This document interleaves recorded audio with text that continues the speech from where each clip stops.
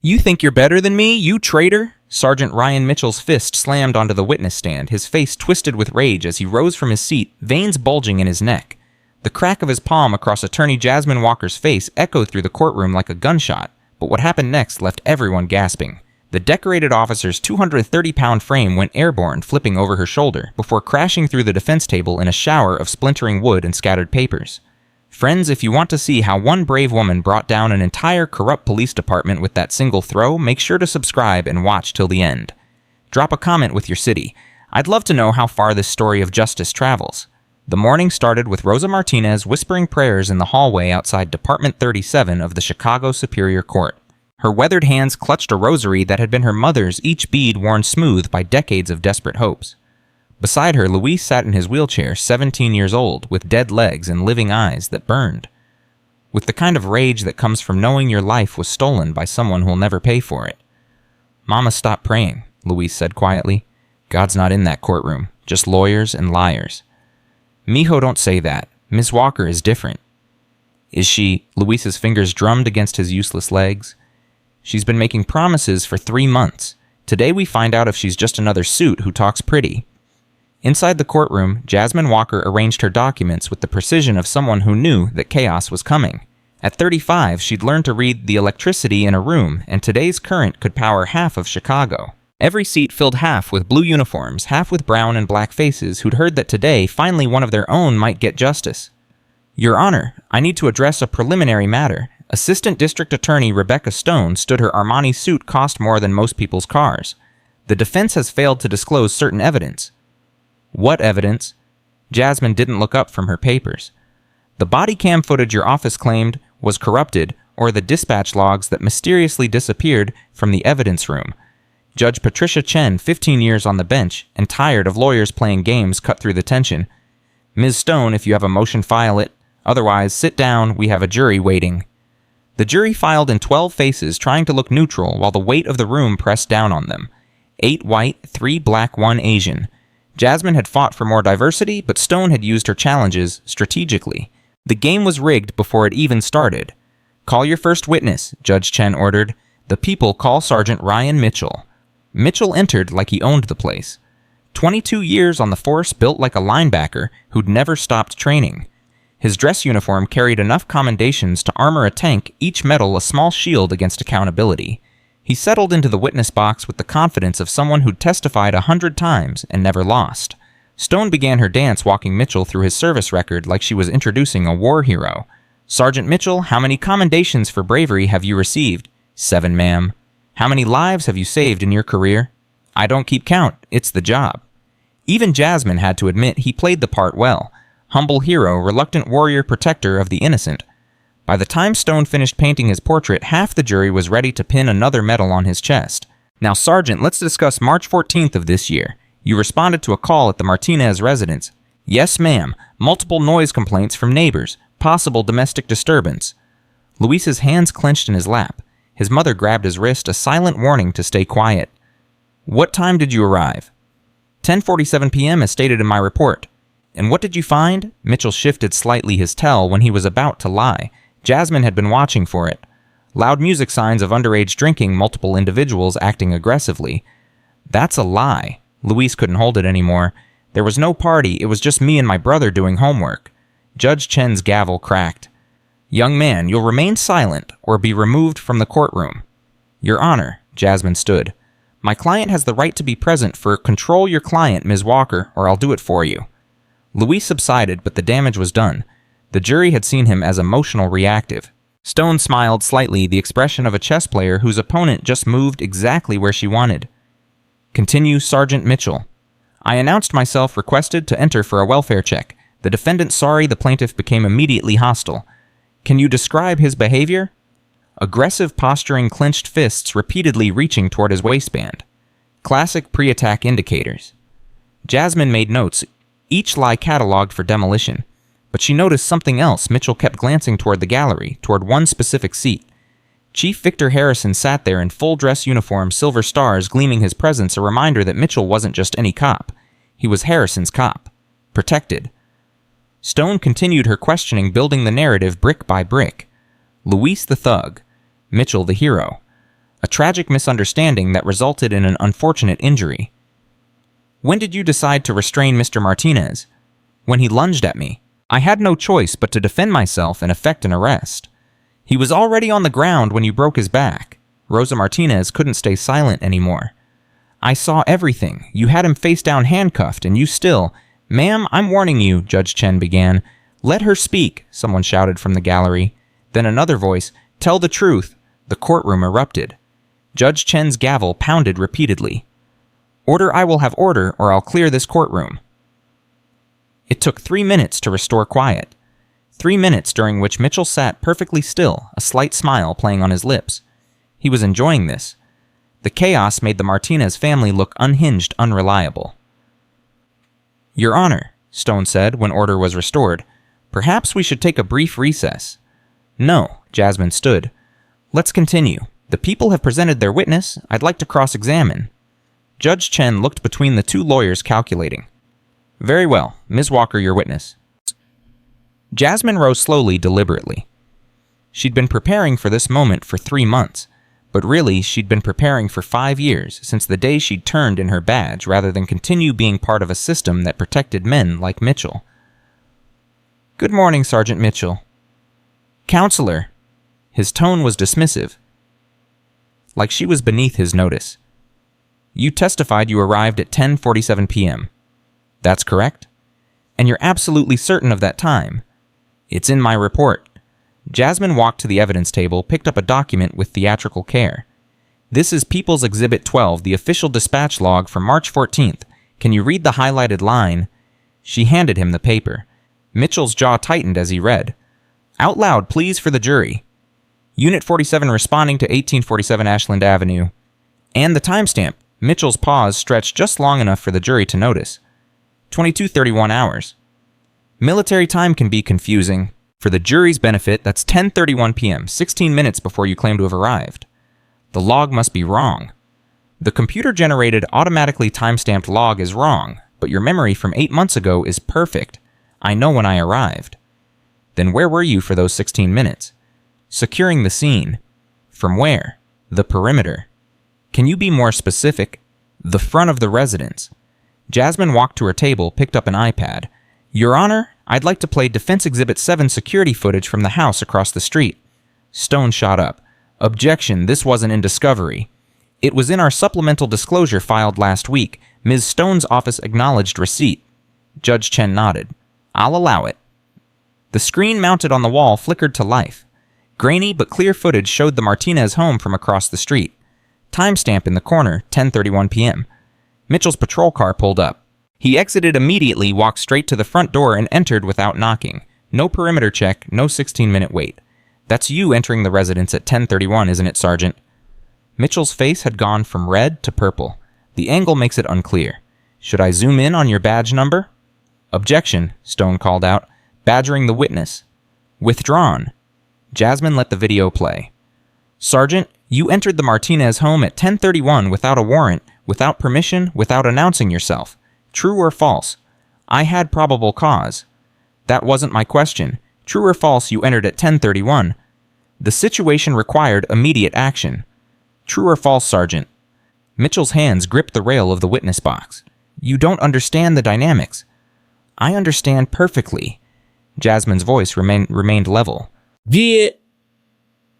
You entered that home illegally, found 2 teenagers doing homework, got angry when they questioned your right to be there, and decided to teach Luis Martinez a lesson. Isn't that what really happened? No. Then explain the 16-minute gap.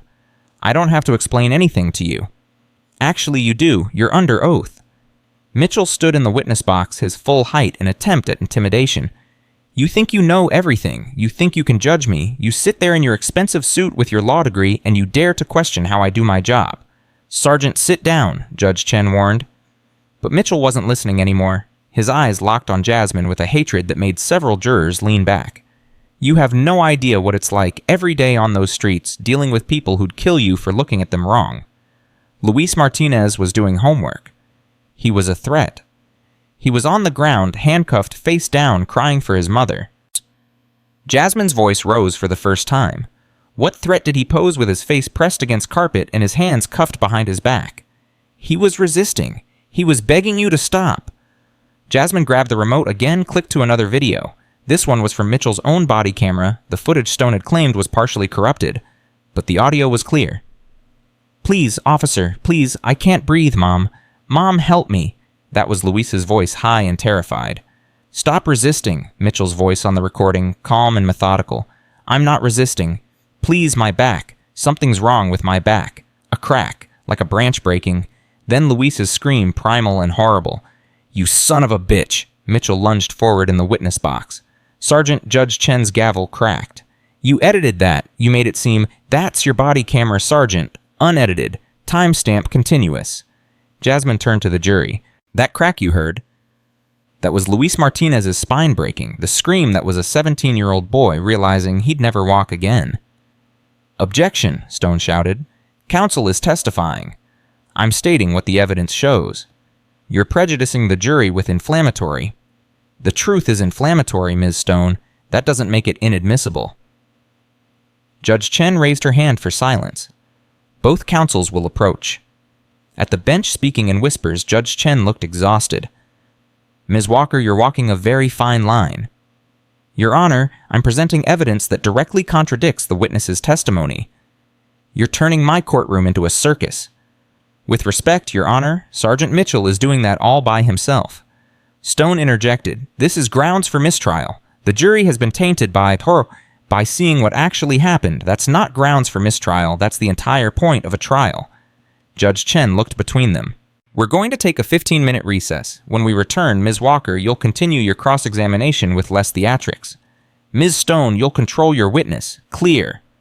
Both lawyers nodded, but Jasmine could see the calculation in Stone's eyes. The ADA was planning something. During the recess, Jasmine found Luis and Rosa in the hallway. Luis was crying. His tough facade finally cracked by hearing his own voice begging for mercy. "I sounded so weak," he said. "Everyone heard me crying like a baby." Jasmine knelt beside his wheelchair. "You sounded like a terrified kid being tortured by someone who was supposed to protect you. That's not weakness, Luis. That's truth." "Will it matter? Will the jury care?" "We're about to find out." Marcus Chen, her paralegal, appeared at her elbow with a worried expression. "We have a problem. Stone just filed an emergency motion. She's trying to get your law license suspended." "What?" "She's claiming you concealed material information about your background. Jasmine, she knows you were a cop. She knows about the Thompson case." The blood drained from Jasmine's face. Her past, the thing she'd buried to build a new life, was about to be exhumed in the worst possible way. How? Harrison? He must have fed her the information during the recess. Jasmine looked through the glass doors into the courtroom where Mitchell and Harrison were conferring heads close together like conspirators, which she realized they were. They'd been conspirators for years. "Let them try," she said finally. "I'm not backing down." "Jasmine, if they reveal you were forced out for psychological issues." "I wasn't forced out. I resigned rather than be part of their cover-up." "That's not how they'll spin it." She knew Marcus was right, but she also knew she couldn't stop now. Luis deserved justice. The Thompson family deserved justice. All the victims of Mitchell and Harrison and the system that protected them deserved justice. Court reconvened with Stone immediately on her feet. "Your Honor, before we continue, I need to raise an issue regarding opposing counsel's fitness to practice law." "Objection," Jasmine stood. "This is a transparent attempt to derail cross-examination." "Your Honor, we've just learned Handukan that Ms. Walker has been concealing material information about her background that directly impacts her credibility and fitness to represent clients." Judge Chen's expression was skeptical but curious. "What information?" "Ms. Walker is former Officer Jasmine Walker, badge number 2847, who resigned from the Chicago Police Department under a cloud of suspicion regarding her mental fitness." The courtroom stirred. Jurors exchanged glances. In his wheelchair, Luis looked at Jasmine with shock and something that might have been betrayal. "Your Honor," Jasmine said, voice steady despite her racing heart. "My prior employment has no bearing on this case." "It has every bearing," Stone pressed. "You have a personal vendetta against law enforcement. You concealed this conflict of interest from your clients and this court." "I disclosed my employment history in my conflict check filing. It's public record." "You didn't disclose that you were forced to undergo psychiatric evaluation, that you were deemed unfit for duty, that you made wild accusations against fellow officers that were investigated and found baseless. Each word was a calculated blow designed to destroy her credibility. Jasmine felt the familiar rage building, the same rage that had made her throw her badge on Harrison's desk 5 years ago. "Your Honor," she said, forcing calm into her voice. "Ms. Stone is attempting to prejudice this jury with unsubstantiated allegations. If she wants to question my fitness, she can file a bar complaint. But right now we're here about Luis Martinez and what Sergeant Mitchell did to him." Judge Chen considered for a long moment. "Ms. Stone, unless you have proof of actual misconduct by Ms. Walker in this case, I'm not going to derail this trial for a fishing expedition into her past. You can pursue your concerns through proper channels." "But, Your Honor." "My ruling stands. Ms. Walker, continue your cross-examination." Jasmine turned back to Mitchell, who was smiling now, confident that Stone had wounded her enough to make her ineffective. He was wrong. "Sergeant Mitchell, let's talk about March 14th again, but this time let's talk about what really happened." "I've told you what happened."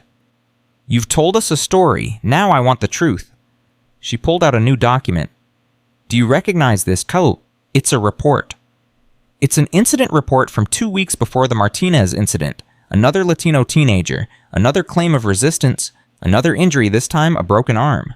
Do you see a pattern? Objection relevance? Goes to pattern of behavior, Your Honor?" "I'll allow it." Mitchell's smile faded. "Every situation is different." "But your response is always the same, isn't it?" Violence first questions later. "That's not true." "How many excessive force complaints have been filed against you?" "Objection," Stone called. "Those complaints were investigated and found to be uninvestigated," Jasmine cut in, "because the investigator was Lieutenant Patricia Brennan, Sergeant Mitchell's former partner and current girlfriend." The jury stirred at that revelation. "Your Honor, this is outrageous," Stone protested. "It's documented fact." Jasmine produced another file. "Every complaint against Sergeant Mitchell in the last 3 years was investigated by either Lieutenant Brennan or," she paused for effect, "Sergeant Mitchell himself." "That's standard procedure when officers are cross-trained in internal affairs," Mitchell said defensively. "So you investigated yourself and found yourself innocent. That's not how it worked. Then explain how it worked. Explain how every single complaint against you was found baseless despite video evidence, medical records, and witness statements." Mitchell's composure was cracking. "Those people lie. They always lie. They claim brutality when they're the ones who—" "Those people," Jasmine pounced on the phrase. "You mean people like Luis Martinez, like his mother Rosa? Those people?" "I didn't mean—" "You said those people always lie. Are you calling Mr. Martinez a liar?" "Don't put words in my mouth." "I'm using your exact words, Sergeant. You said those people always lie. The jury heard you, so tell us who are those people." Mitchell's face was now deep red veins standing out on his forehead. "You know exactly what I mean. I know exactly what you mean. The jury deserves to hear it from you. You think you're so smart. You think you're better than us." "Us who's us, Sergeant?" "Real cops, the ones who actually protect the city while lawyers like you protect criminals." "Luis Martinez was doing homework. What crime was he committing?" "He was resisting arrest." "You can't resist an illegal arrest, Sergeant. You had no warrant, no probable cause, no right to be in that home." "I had every right. I'm a police officer. Being a police officer doesn't make you above the law." That's when Mitchell exploded out of the witness chair. "You don't get to lecture me about the law. You betrayed everything the badge stands for." The revelation hung in the air. Mitchell had just confirmed Jasmine's past, something Stone had tried to use against her but now became her weapon. "Yes," Jasmine said quietly, letting the moment build. "I was a police officer, badge 2847, 5 years on the force. And you're right, I did betray something. I betrayed the code of silence that let officers like you destroy lives without consequences." "You're a rat." "I'm someone who chose justice over job security." "You destroyed good cops' careers." "I reported bad cops committing crimes. If that destroyed their careers, they did it to themselves." Mitchell was advancing now, having left the witness box entirely. Bailiff Kowalski stood frozen, torn between duty and loyalty. "You think you're a hero," Mitchell snarled now, just feet from Jasmine. "You're nothing but a traitor who couldn't cut it on the streets." "I could cut it fine. What I couldn't do was watch teenagers get murdered and stay silent." That's when Chief Harrison stood in the gallery. Sergeant Mitchell returned to the witness stand. But Mitchell was past hearing. 5 years of buried rage of watching his protection network slowly erode, of seeing other officers face consequences while he'd skated by it all, came pouring out. "The Thompson case," he shouted. "You think you know what happened? You think your little complaint meant anything? We buried it. I buried it, just like we buried every other complaint from cops who forgot which side they were on." The confession landed like a bomb. The Thompson case, the murder of Marcus Thompson that had driven Jasmine from the force Mitchell had just admitted to covering it up. "Your Honor," Stone said weakly, "I request a recess." But Judge Chen was staring at Mitchell in horror. "Sergeant, did you just confess to obstructing justice?" Reality crashed back into Mitchell's awareness. He looked around the courtroom at the jury's shocked faces, bright faces at the reporters typing furiously at Chief Harrison's expression of cold fury. "I know, I meant..." "He meant exactly what he said," Jasmine pressed. "He covered up the murder of Marcus Thompson, a 16-year-old boy shot by Officer Derek Williams. I filed a complaint about it 5 years ago. Mitchell was assigned to investigate that complaint. He buried it and had me labeled psychologically unfit to discredit my testimony." "That's not you can't prove. Actually, I can." Jasmine pulled out her phone, connected it to the court's display system. "This is security footage from September 14, 2019, the night Marcus Thompson died. The grainy footage showed a residential street. A patrol car was visible, Unit 23. That's your unit, isn't it, Sergeant? You arrived at the Thompson scene 3 minutes before the shooting. 3 minutes before Officer Williams claimed Marcus attacked him. You were there. You saw everything." Mitchell's face had gone from red to white. "That footage was destroyed." "Your copy was destroyed, but Marcus Thompson's mother kept her neighbor's security footage. She's been waiting 5 years for someone brave enough to use it." The footage continued. Another patrol car arrived Williams's unit. 2 officers exited, approached a house.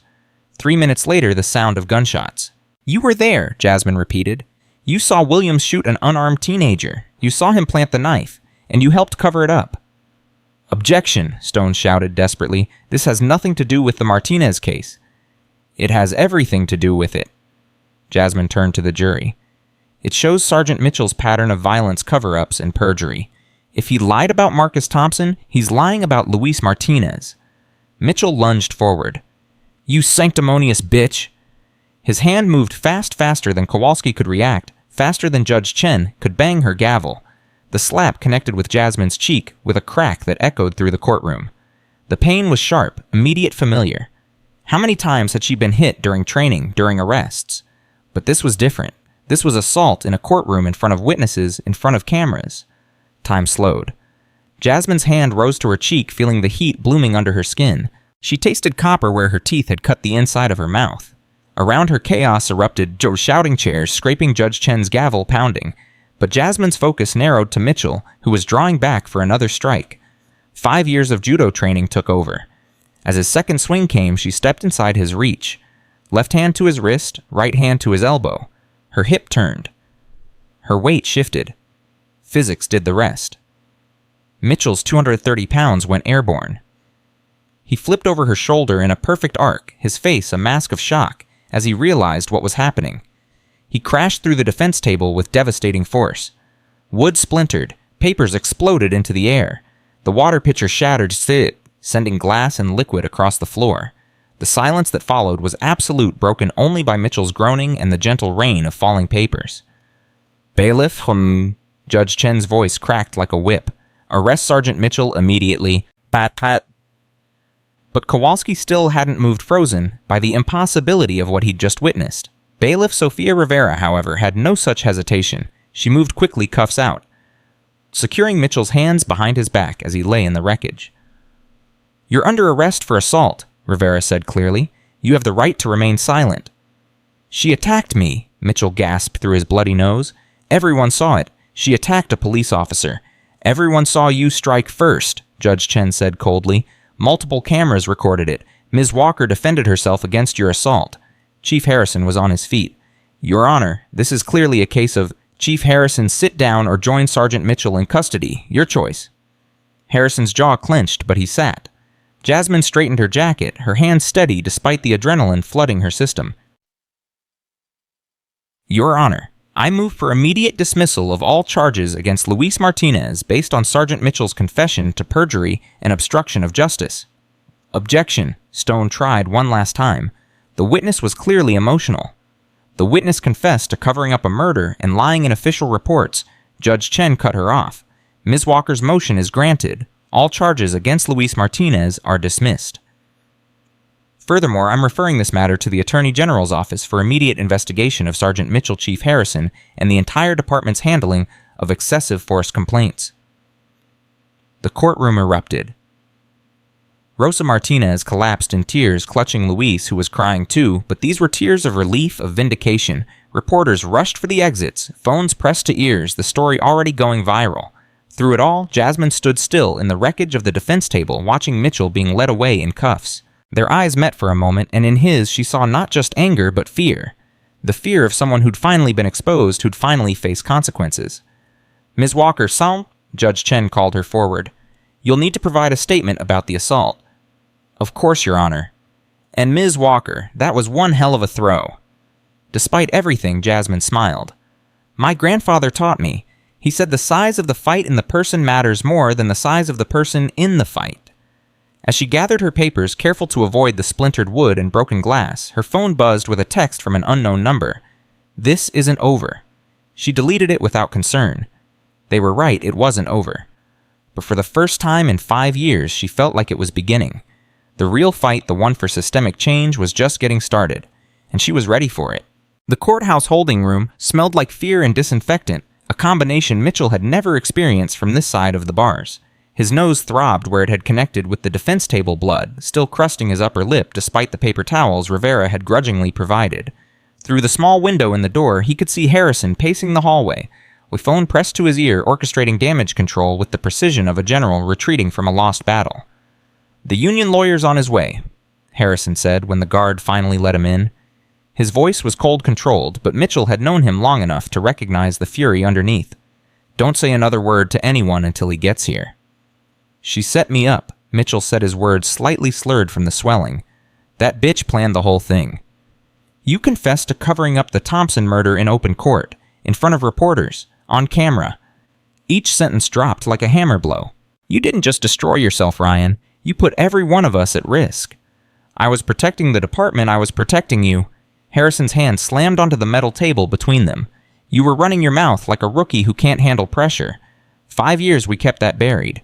5 years of careful management, and you blow it because some ex-cop in a suit got under your skin. She's not just some ex-cop. She knows things. She has evidence we thought was destroyed. What evidence? Mitchell hesitated. Even now, even after everything, the instinct to protect certain secrets ran deep. The security footage from the Thompson shooting. She has the original. Shows me arriving before Williams. Shows me watching when he planted the knife. Harrison's face went pale. That's impossible. You told me you deleted everything. I deleted our copies. I didn't know the family had their own surveillance. Jesus Christ, Ryan. Harrison sank into the opposite chair, suddenly looking every one of his 58 years. Do you understand what you've done? The feds are going to crawl through every case we've touched, every complaint we've buried, every report we've adjusted.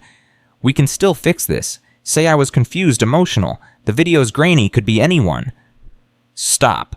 Harrison's voice was quiet now, which was somehow worse than yelling. It's over. The only question now is how many of us go down with you. The door opened and Leonard Kowalski entered the union's best lawyer, a man who'd gotten cops acquitted of everything from theft to murder. His $1,000 suit and silver hair made him look more like a senator than an attorney, which was part of his effectiveness. Gentlemen, Kowalski said, setting his briefcase on the table.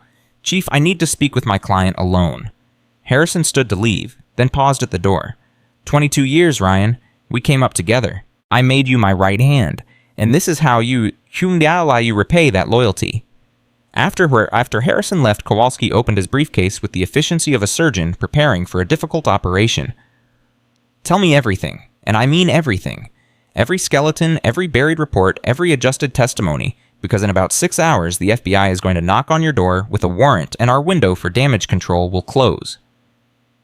Mitchell started talking about the Thompson case, about the 17 other excessive force complaints they'd made disappear, about the evidence room supervisor they'd paid to lose crucial footage, about the network of officers, prosecutors, and judges who'd helped maintain the system. With each revelation, Kowalski took notes in shorthand only he could read. His expression never changed, but Mitchell could see him calculating, weighing options, planning strategies. The Thompson case is the problem, Kowalski finally said. Everything else is administrative internal, but covering up a murder, that's federal. That's 10 to 20 years. So what do? We make a deal. You testify against Harrison and Williams. Take responsibility for following illegal orders. Paint yourself as a good cop who got caught up in a corrupt system. Turn rat like Walker. Walker kept her integrity, and now she's winning. You lost yours, and now you're facing prison. Choose your metaphors more carefully. Kowalski closed his briefcase. I'll reach out to the U.S. Attorney's Office. In the meantime, don't talk to anyone.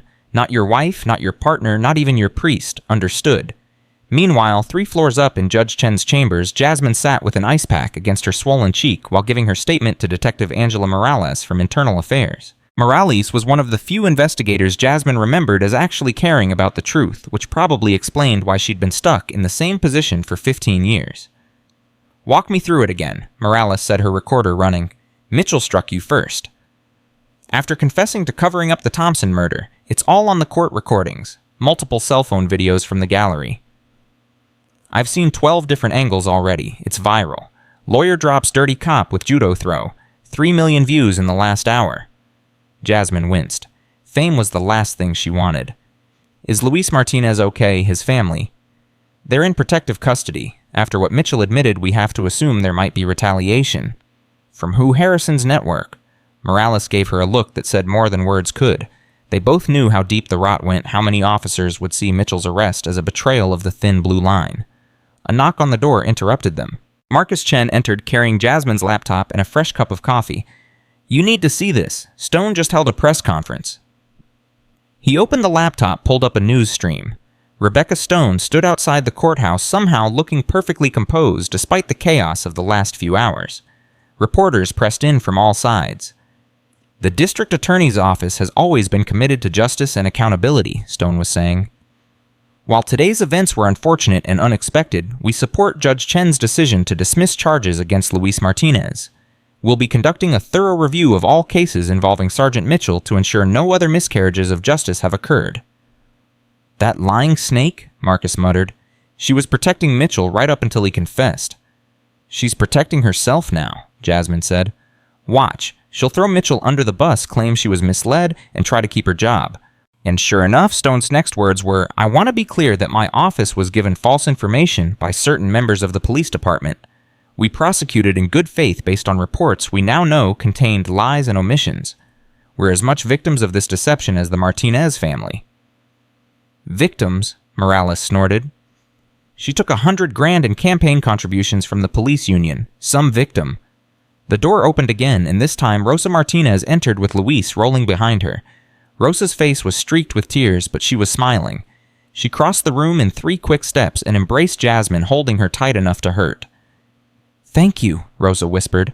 Thank you for giving me my son back. Mrs. Martinez, I just... No? Rosa pulled back, held Jasmine's face in her weathered hands. You stood up to them. You fought when everyone said we couldn't win. You threw that monster across the room when he tried to hurt you. She laughed, a sound of pure joy. My neighbor already has it as her phone wallpaper, the moment you flipped him. She says you're a superhero. Luis rolled closer. Ms. Walker, what happens now? With Mitchell with the lawsuit? Mitchell will be charged with assault, perjury, and probably federal civil rights violations. The city will offer a settlement, a big one. They can't risk a trial now, not with Mitchell's confession on record. How big? 7 figures minimum. Maybe 8 if we push. Luis's eyes widened. That's enough for the surgeries.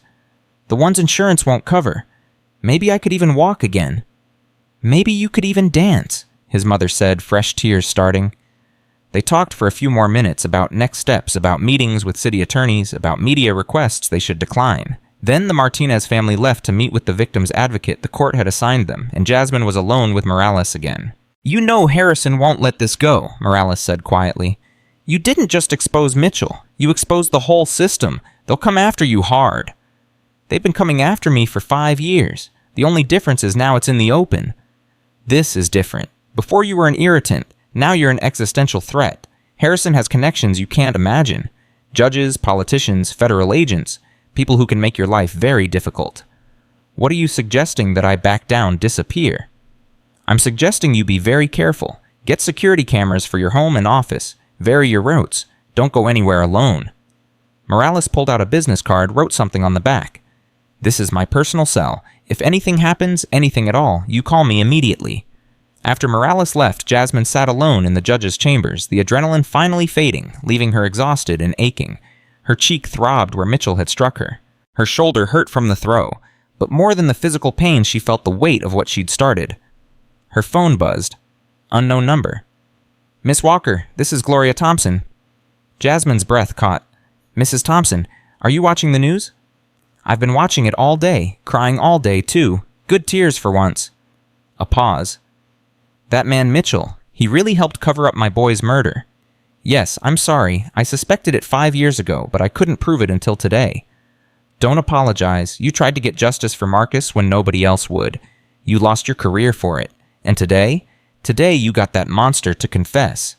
Gloria's voice broke. My baby can rest now. The truth is finally out. Mrs. Thompson, with Mitchell's confession, we can reopen Marcus's case.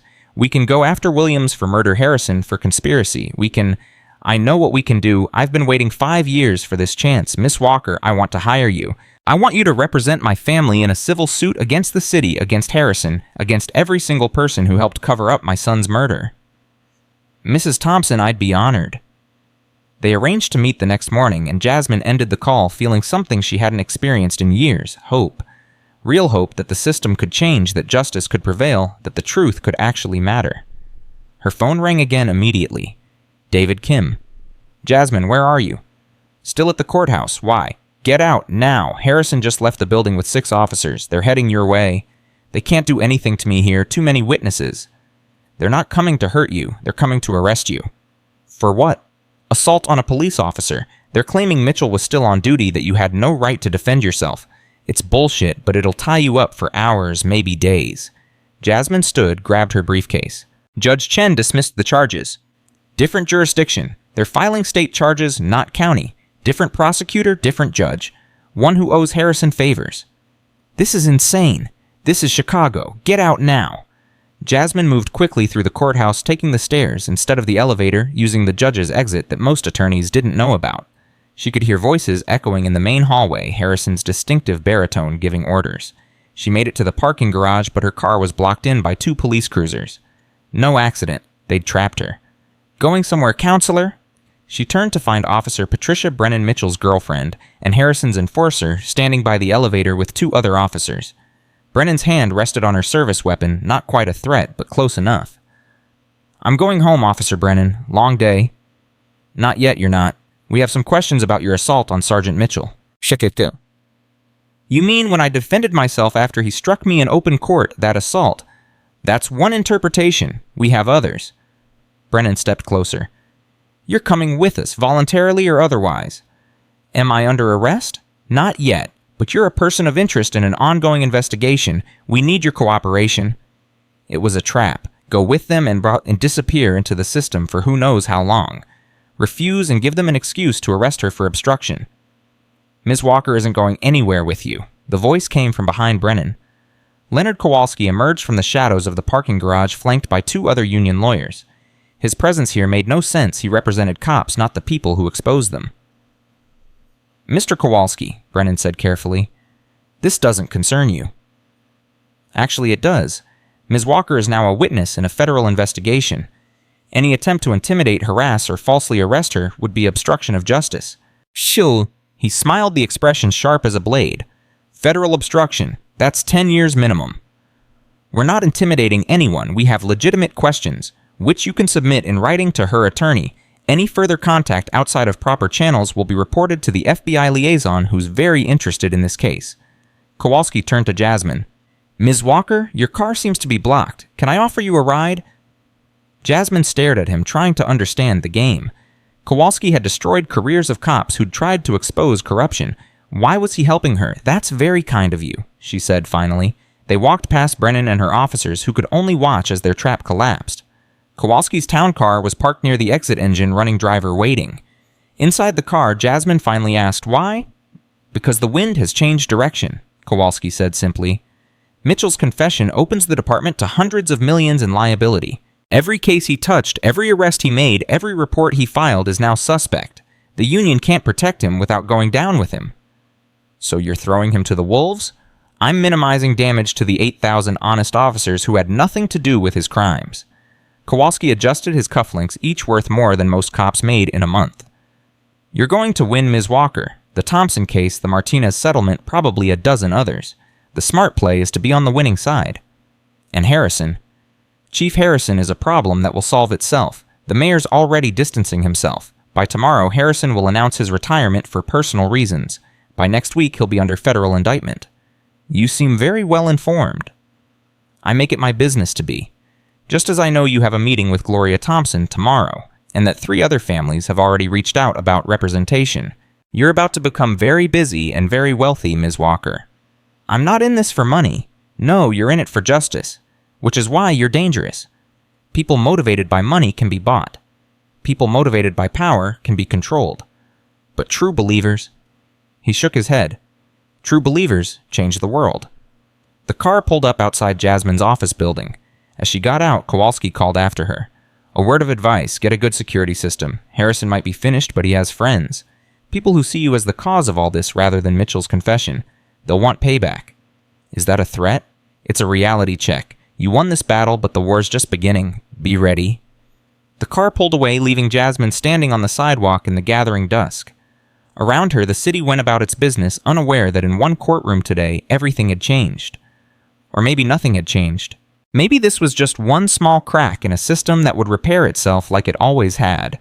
Her phone buzzed with another unknown number. She almost didn't answer, then recognized the area code. Florida. Is this Jasmine Walker? The voice was male, nervous, scared. Who is this Derek Williams? I heard about what happened today, about Mitchell confessing. Jasmine's blood went cold. Williams. The cop who'd actually shot Marcus Thompson. The one who'd planted the knife. The one who'd been living free in Florida for 5 years while Marcus's family grieved. What do you want? I want to make a deal. I'll testify. About everything. About Harrison ordering the hit. About Mitchell watching while I did it. About the others we killed. Others? Marcus wasn't the first. There were 3 more before him. All young black men. All resisting arrest. All with weapons planted after. His voice cracked. I can't sleep anymore. Can't look at my own kids without seeing the ones I killed. I want to confess, but I need protection. Harrison has people everywhere, even in Florida. Why should I believe you? Because I kept trophies, videos on my personal phone. Harrison didn't know. I thought they were insurance, but they're just evidence of what a monster I am. Jasmine leaned against the building, mind racing. If Williams really had video evidence of multiple murders, it would destroy not just Harrison, but the entire command structure that had protected him. Send me proof. 1 video. If it's real, I'll connect you with federal prosecutors who can protect you. I'm sending it now, and Ms. Walker, I'm sorry about your career, about Marcus, about all of it. I know it doesn't mean anything, but I'm sorry. The call ended. Seconds later, a video file arrived. Jasmine opened it with trembling fingers. The footage was shaky, clearly shot on a phone held at waist level, but it was clear enough. A young black man on his knees, hands raised begging. Williams' voice saying, "Orders are orders," the gunshot. Williams pulling a knife from his pocket, wiping it on the victim's clothes, placing it in his dead hand. And in the background, barely visible but unmistakably there, Harrison watching from his patrol car. Jasmine's legs gave out. She sank onto the building's steps, phone clutched in her hand as the magnitude of what she'd uncovered hit her. This wasn't just about Mitchell or even Harrison. This was about serial murder carried out under color of law. Her phone rang again. David Kim. Jasmine, are you okay? Brennan said you left with Kowalski. David, I need you to come to the office right now. Bring Marcus. Bring everyone. What's wrong? Nothing's wrong. Everything's wrong. Williams just sent me evidence of 4 murders. For David. Marcus Thompson was just the one we knew about. Silence on the other end, then, Jesus Christ. We're going to need help. Federal prosecutors, witness protection, media connections. This is bigger than anything we've handled. I'm on my way. Jasmine, be careful. If Harrison finds out Williams flipped, I know. Bring security. Armed security. We're going to be working through the night, and we're going to have targets on our backs. She ended the call and stood on shaky legs. The office building loomed above her, 5 floors of mostly empty offices and broken dreams. But tonight, on the third floor in a cramped suite with bad lighting and worse ventilation, they were going to plan how to take down a murder conspiracy that reached to the highest levels of Chicago law enforcement. As she entered the building, her phone buzzed one more time. A text from an unknown number. "You think you've won. You've only guaranteed that more blood will flow. Every cop in this city now has a reason to hate you. Watch your back." She deleted it and kept walking. Let them hate her. Let them threaten her. She had the truth on her side now and video evidence to prove it. The system that had protected murderers for years was about to face its reckoning. The elevator climbed slowly to the third floor, cables creaking with age and neglect. Through the shaft, she could hear sirens in the distance, the city's nightly symphony of crisis and response. How many of those calls would result in violence? How many officers out there were like Mitchell and Williams, using their badges as licenses to hurt? Her office door was already open when she arrived. Marcus Chen sat at the conference table, laptop open, typing furiously. Two men she didn't recognize stood by the windows, private security David had hired, both former military by their bearing. "Williams's video is authentic," Marcus said without looking up. "I've run it through 3 different analysis programs. No signs of editing or manipulation. Can we protect him if he testifies?" "The feds can. Witness protection, new identity, the whole package. But only if his testimony leads to convictions." "It will. Harrison on camera watching a murder, that's conspiracy, at minimum capital murder at worst." David arrived 20 minutes later with Gloria Thompson and, surprisingly, Judge Patricia Chen in civilian clothes. "I'm here unofficially," Judge Chen said quickly. "But after today's events, I thought you should know that the federal prosecutor's office is very interested in your evidence. Very interested." They gathered around the conference table as Jasmine played Williams's video. Gloria Thompson broke down crying when she saw it, not from sadness, but from rage. 4 families, she said through her tears. 4 mothers like me not knowing what really happened to their babies. We have to find them. We have to tell them the truth. "We will," Jasmine promised. "But first, we need to secure Williams's testimony and the rest of his evidence." They worked through the night, building a case that would destroy Harrison's network completely. By dawn, they had a plan. Williams would be extracted from Florida by federal marshals. His videos would be authenticated and cataloged. The families of the other victims would be contacted and offered representation. And Harrison, who thought he could retire quietly and escape consequences, would find federal agents at his door with warrants for murder. As the sun rose over Chicago, painting the sky the color of blood and gold, Jasmine stood at her office window watching the city wake up. Somewhere out there, Mitchell sat in a cell, probably planning his defense. Harrison was probably on the phone with lawyers and politicians trying to salvage his reputation. Williams was probably packing, preparing to disappear into witness protection. And somewhere, the families of 4 murdered young men were about to learn that their sons hadn't been criminals who died resisting arrest. They'd been victims of a systematic murder campaign carried out by those sworn to protect them. Her phone rang. Angela Morales from Internal Affairs. "Jasmine Harrison's gone." "What do you mean gone?" "His house is empty, car's gone, bank accounts cleaned out. He ran sometime during the night." "He can't run from federal charges." "He can if he had warning. Someone tipped him off about Williams flipping." Morales paused. "There's something else. We found something in his office, a list, names, addresses, photos. You're at the top, but there are others. Everyone who's ever filed a complaint against his people." "A hit list." "We don't know, maybe just surveillance targets. But Jasmine, you need protection. Real protection, not just private security. I'm not hiding. I'm not asking you to hide. I'm asking you to be smart. Harrison's desperate now, and desperate people do desperate things." After Morales hung up, Jasmine looked around her small office at the exhausted faces of people who'd worked through the night for justice. They'd won a major battle, but the war was far from over. Harrison was on the run, but not caught. His network was damaged, but not destroyed. And somewhere in the city, officers who saw her as a traitor were planning their revenge. But Luis Martinez would get his surgery. Gloria Thompson would get justice for Marcus. 4 other families would finally know the truth. And maybe, just maybe, the next time a cop thought about planting evidence or using excessive force, they'd remember what happened to Mitchell and think twice. It wasn't perfect justice. It never was. But it was a start. Marcus Chen's fingers froze over his keyboard as the security monitor flickered. 3 SUVs with tinted windows had just pulled into the parking garage below their building. No license plates, visible engines still running, nobody getting out yet. He grabbed his phone and speed-dialed Jasmine, who was in the conference room with Gloria Thompson reviewing Williams's evidence. "We have company," Marcus said quietly. 3 vehicles looks professional. FBI. Jasmine moved to the window, peering down at the street. FBI doesn't sit in parking garages at 7 in the morning. They knock on doors with warrants. The phone on Jasmine's desk rang before she could respond. Unknown caller. Jasmine Walker. Miss Walker, this is Assistant Director Sarah Coleman, FBI Chicago Division. We need to speak with you immediately regarding evidence in your possession. How did you get this number? We're the FBI, Miss Walker. We have our ways. There are agents in your building's lobby. Please don't be alarmed. We're here for your protection as much as for the evidence. Protection from whom? Chief Harrison has resources you're not aware of. Can we come up? Jasmine looked at Marcus, then at Gloria Thompson, whose hands were trembling as she clutched the photos of her dead son. 3rd floor. The security will let you in. 5 minutes later, Sarah Coleman entered with 2 other agents. Coleman was exactly what Jasmine expected from a federal agent.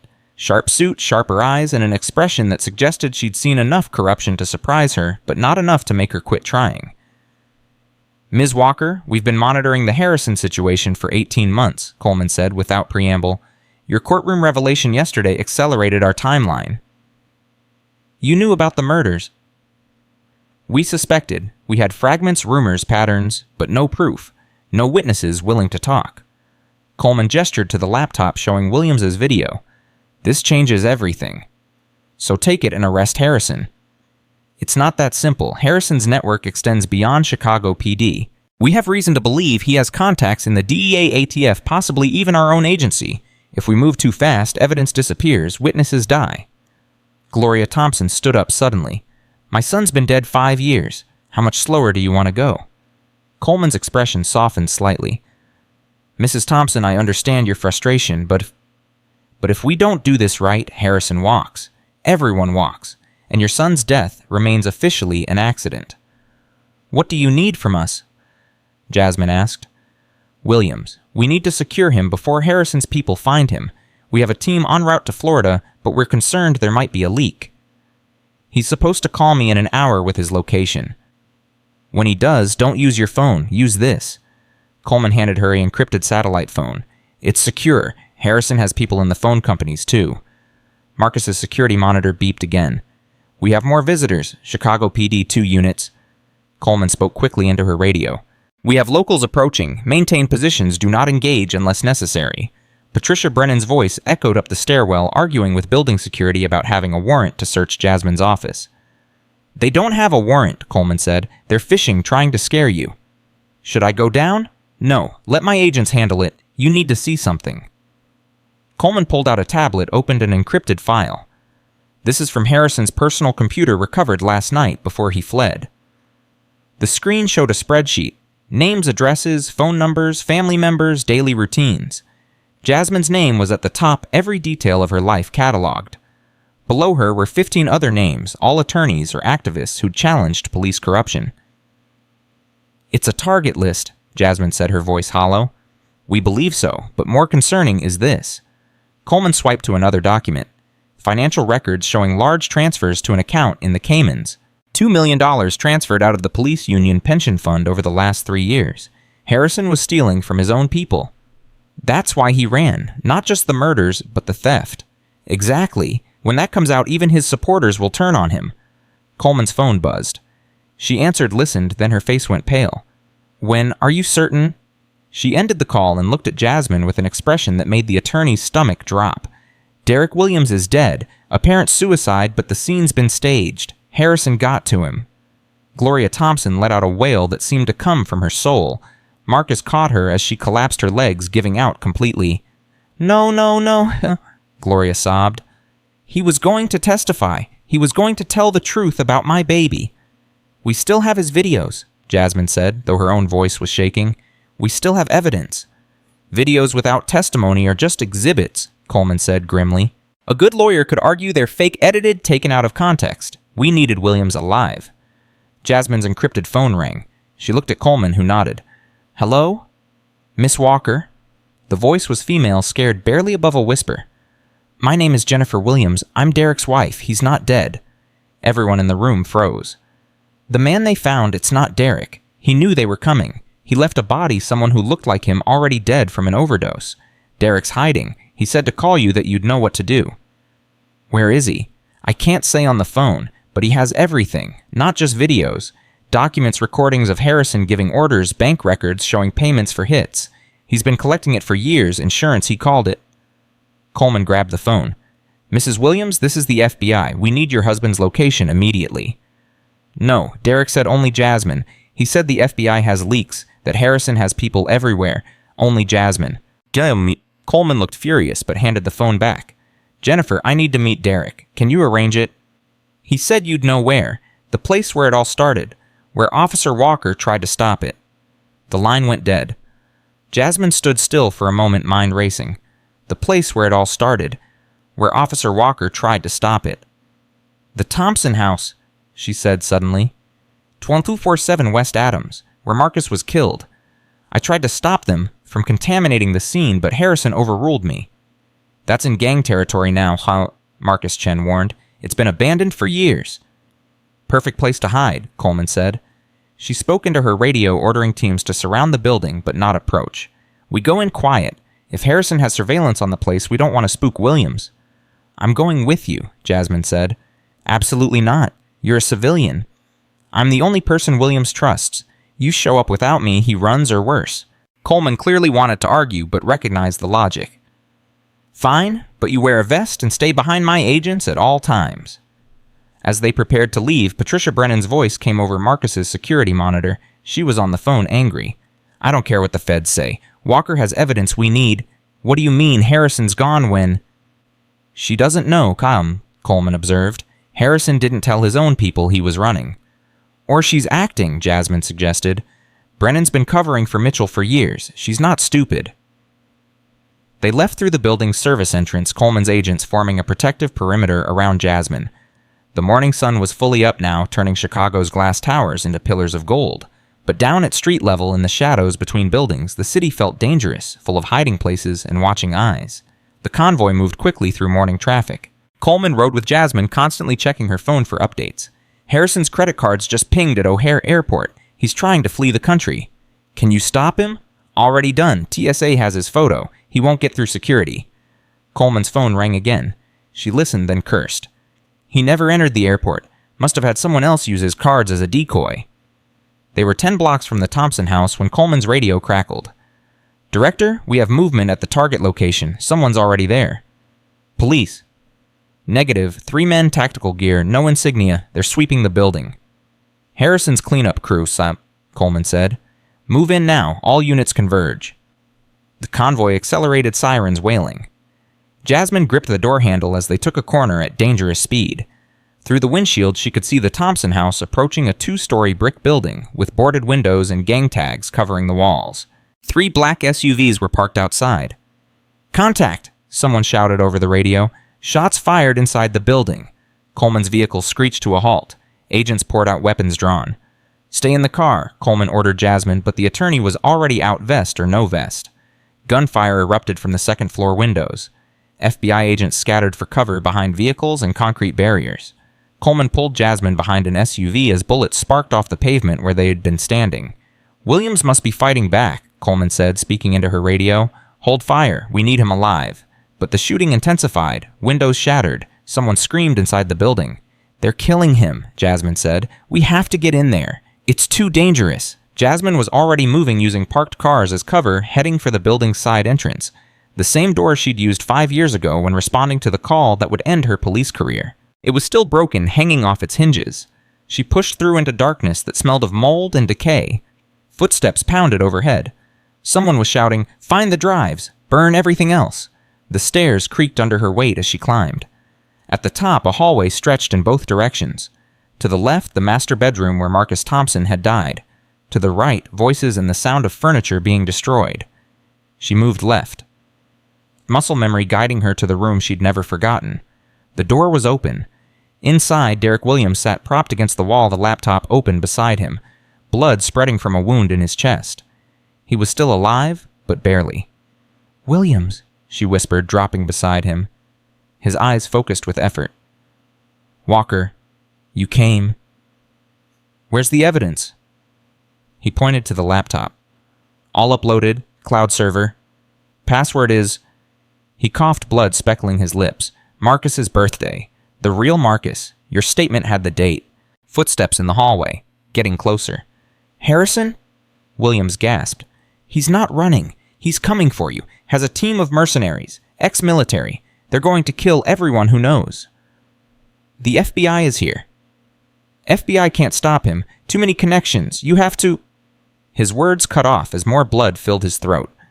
The door burst open. A man in tactical gear stood there, rifle raised. Jasmine saw her death in the black barrel of the gun. The shot was impossibly loud in the small room, but Jasmine felt no impact. The tactical officer crumpled a red flower blooming on his vest. Behind him stood Angela Morales from Internal Affairs Service Weapons smoking. Thought you might need backup, Morales said, pulling Jasmine to her feet. We need to go now. They heard Coleman's voice over a megaphone outside. This is the FBI. The building is surrounded. Come out with your hands visible. They won't surrender, Williams whispered. Harrison's paying them too much. Pswai! More footsteps on the stairs. Multiple sets, moving fast. Morales pushed Jasmine toward the window. Fire escape, go! What about Williams? They looked back. His eyes had gone still fixed on something beyond the room. The laptop screen showed an upload complete message. Morales grabbed the laptop and shoved Jasmine through the window onto the rusted fire escape. They clattered down as gunfire erupted behind them. The tactical team had found Williams's body and discovered their comrade down. They hit the alley running. Coleman's agents were converging on the building from all sides, but the tactical team inside had taken defensive positions, turning the Thompson house into a fortress. This way, Morales led them through a gap in a fence across a vacant lot to where she'd parked her unmarked car. They dove in as bullets whined overhead, the tactical team firing from the windows. Drive? Jasmine shouted. Morales floored at tires, screaming, as they accelerated away from the firefight. In the mirrors, Jasmine could see smoke starting to rise from the Thompson house. They were burning it, destroying any physical evidence Williams might have left. The laptop shuts, Jasmine said. We still have. Already uploading to Internal Affairs secure server. Morales said, one hand on the wheel, the other holding her phone showing a progress bar. Whatever Williams had will have copies in 3 minutes. Jasmine's encrypted phone rang. Coleman. Are you safe? We're clear. Williams is dead, but we have his data. The tactical team escaped. Killed 2 of my agents, wounded 3 more. Professional work. These aren't street thugs. Williams said Harrison hired mercenaries. With what money his accounts are frozen? The $2 million he stole. He must have hidden more. Coleman was quiet for a moment. Where are you now? Jasmine looked at Morales, who shook her head. Don't tell her. Securing the evidence. I'll contact you when it's safe. Walker, don't go rogue on me. We need to coordinate. Jasmine ended the call. Morales glanced at her. You don't trust the FBI? Williams didn't. He died trying to get this evidence to me, not them. There's a reason for that. They pulled into a storage facility on the south side, the kind of place where people hid things they didn't want found. Morales had a unit there behind 3 layers of security and cameras she'd installed herself. Inside the unit, past boxes of old case files, was a small desk with a secure computer, no internet connection, completely isolated. Morales plugged in Williams's laptop and started transferring files. Jesus Christ, she breathed as folders opened. There's hundreds of hours of video here. Jasmine leaned over her shoulder, watching file names scroll past. Each one a date, a victim's name, a crime covered up. Look at this. Morales opened a folder labeled Insurance. Inside were recordings of phone conversations. Harrison's voice clear and undeniable, ordering hits, arranging cover-ups, discussing payment for murders. November 3rd, 2018, Harrison's voice said on one recording. Make sure the Jackson boy doesn't make it to trial. Too much risk, he'll talk about what he saw.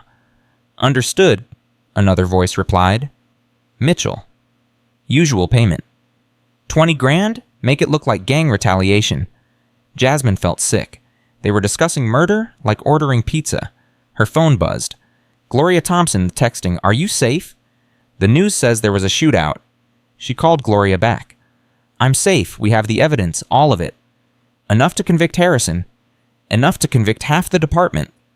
Gloria was quiet then. My Marcus would have been 21 today. Did you know that he'd be graduating college this year? Before Jasmine could respond, Morales grabbed her arm. We have a problem. On the security monitor, vehicles were approaching the storage facility. Black SUVs identical to the ones from the Thompson house. How did they find us? Your phone, Morales realized. Even encrypted phones can be tracked if they have the right equipment. She grabbed the laptop and the backup drives she'd been creating. Service tunnel. This place connects to the storm drains. I mapped it out when I rented the unit. They could hear car doors slamming, voices shouting commands. Morales led them through a hidden panel in the back wall into a maintenance corridor that reeked of rust and stagnant water. Their footsteps echoed as they ran the laptop clutched to Jasmine's chest like a lifeline. Behind them, an explosion. The mercenaries had blown the door to the storage unit. This way, Morales turned left into a larger tunnel, ankle-deep water splashing with each step. Emergency lighting cast everything in a sick green glow. They emerged 10 minutes later through a grate in Grant Park, soaked and exhausted. Around them, morning joggers stared at two women climbing out of the sewers. Morales called for backup on her radio, but the response made her face go white. All units are responding to Officer Harrison's location. He's been spotted at... At where? Jasmine demanded. Your office. He's at your office building with an active shooter alert. Jasmine's blood went cold. Marcus was still there. Gloria Thompson was still there. And Harrison had come for them all. They commandeered a patrol car that responded to Morales' call, racing through Chicago traffic with sirens wailing. Jasmine tried calling Marcus, but the phone went straight to voicemail. The news was already broadcasting from helicopters circling her building. Active shooter situation in downtown Chicago, SWAT teams responding. They arrived to find the street blocked off, tactical vehicles everywhere, snipers on nearby rooftops. Coleman met them at the command post.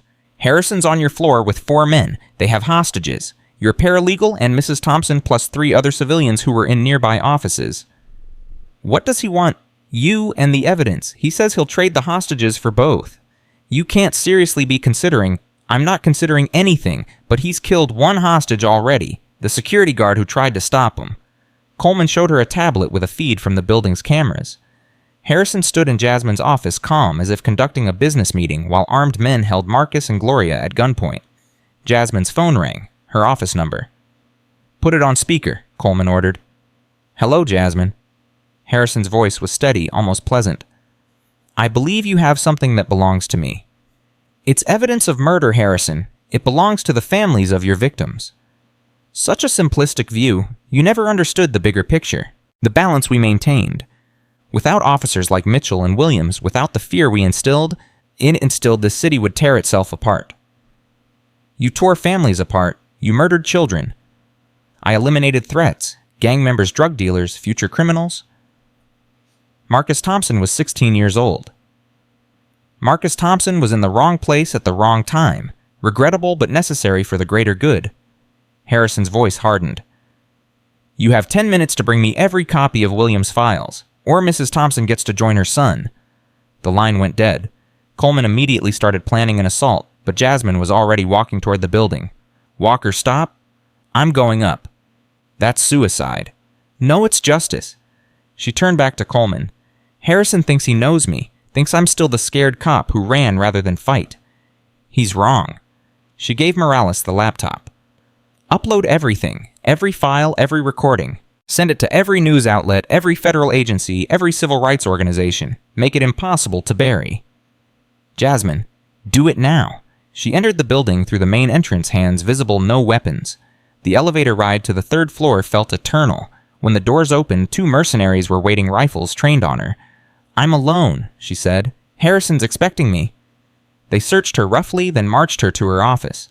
Harrison stood by the window looking out at the city he'd terrorized for decades. He'd aged years in the last day, his silver hair disheveled, his uniform wrinkled. But his eyes were still cold, still calculating. Jasmine, you look well for someone who's been crawling through sewers. Let them go, Harrison. Your problem is with me. My problem is with the evidence. Where is it? Safe, and already distributed. You're too late. His composure cracked slightly. You're lying. Check the news. She pulled out her phone, slowly showed him the CNN homepage. Breaking massive police corruption scandal. Videos show Chicago officers committing murder. Harrison grabbed the phone, read the headline, then threw it against the wall where it shattered. You've killed us all, he said quietly. Every officer in this city is now a target. The gangbangers, the drug dealers, they'll see this as weakness. Blood will flow because of you. Blood already flowed. You just made sure it was black and brown blood. Harrison pulled his service weapon, pressed it against Gloria Thompson's head. One more death won't matter then. Stop being... Jasmine stepped forward. She's suffered enough. Suffered? She raised a gangbanger. I raised a baby who loved music, Gloria said, tears streaming, but voice steady, who helped with homework centers, who was going to be an engineer until you murdered him. Shut up. You killed my baby, but Miss Walker's going to make sure you pay for it. Harrison's finger moved to the trigger. Jasmine saw the decision in his eyes, the moment when a man realizes he's lost everything and decides to take others with him. She moved without thinking. The same instinct that had let her throw Mitchell now propelling her forward. Her hand hit Harrison's wrist, pushing the gun up as it fired. The bullet went into the ceiling. They struggled for the weapon, Harrison's greater strength against Jasmine's desperation.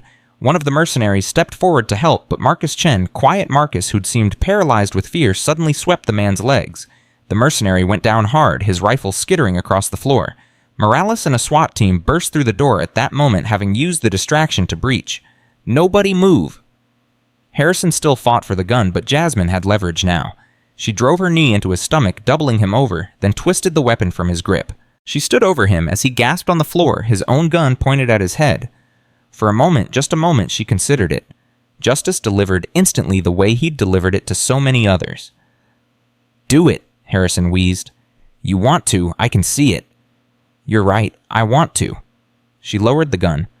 But I'm not you. You're going to live. You're going to stand trial. You're going to hear every family testify about what you took from them, and then you're going to spend the rest of your life in a cell knowing that a black woman is the one who put you there.